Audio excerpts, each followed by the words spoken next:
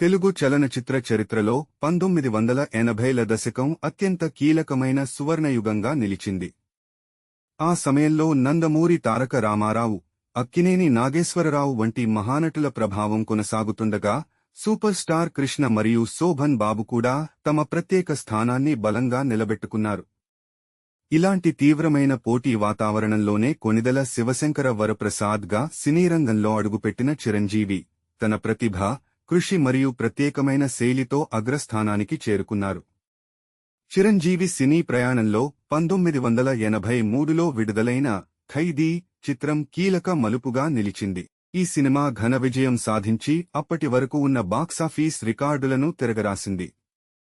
దీంతో చిరంజీవి పేరు ట్రేడ్ వర్గాల్లో శక్తివంతమైన బ్రాండ్గా మారింది. అయితే ఈ స్థాయికి చేరుకోవడం అంత సులభం కాదు. ఆయన ఎదుగుదల వెనుక తీవ్రమైన పోటీ, నిరంతర శ్రమ మరియు ప్రేక్షకుల మద్దతు ఉన్నాయి.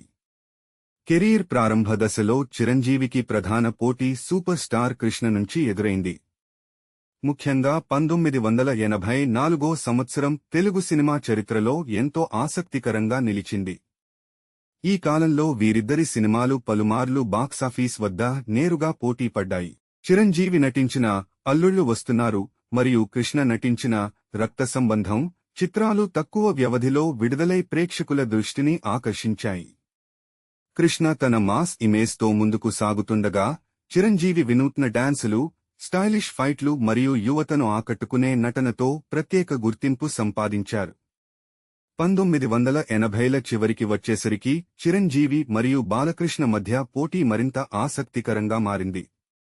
ముఖ్యంగా సంక్రాంతి సీజన్లో వీరి సినిమాల విడుదల ప్రేక్షకుల్లో భారీ ఆసక్తిని రేకెత్తించేది.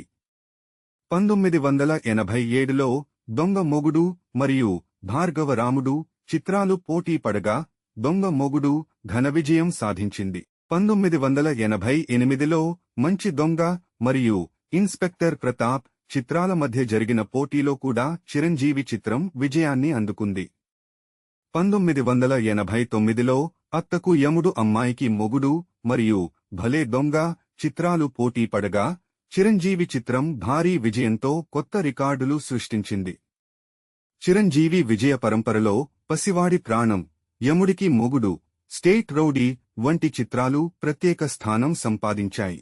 1987లో విడుదలైన పసివాడి ప్రాణం ద్వారా బ్రేక్ డాన్స్కు విపరీతమైన ఆదరణ లభించగా, 1988లో వచ్చిన యముడికి మొగుడు మరో ఇండస్ట్రీ హిట్గా నిలిచింది. 1989లో విడుదలైన స్టేట్ రౌడీ భారీ ఓపెనింగ్స్తో సంచలనం సృష్టించింది. మొత్తంగా చూసుకుంటే 1980ల నాటికి చిరంజీవి కేవలం స్టార్ హీరోగా మాత్రమే కాకుండా తెలుగు సినీ పరిశ్రమలో అజేయమైన బాక్సాఫీస్ శక్తిగా ఎదిగారు.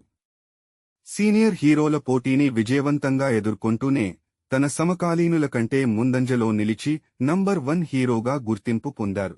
అదే పునాదిపై 1990లలో ఘరానా మొగుడు వంటి విజయాలతో దేశంలోనే అత్యధిక పారితోషికం అందుకునే నటుడిగా ఎదిగి భారతీయ సినీ చరిత్రలో చిరస్థాయిగా నిలిచారు. ఈ వీడియో మీకు నచ్చితే లైక్ చేయండి మరియు షేర్ చేయండి. మరిన్ని ఆసక్తికర సినీ అప్డేట్స్ కోసం మా ఛానల్ని సబ్స్క్రైబ్ చేసుకోవడం మర్చిపోకండి.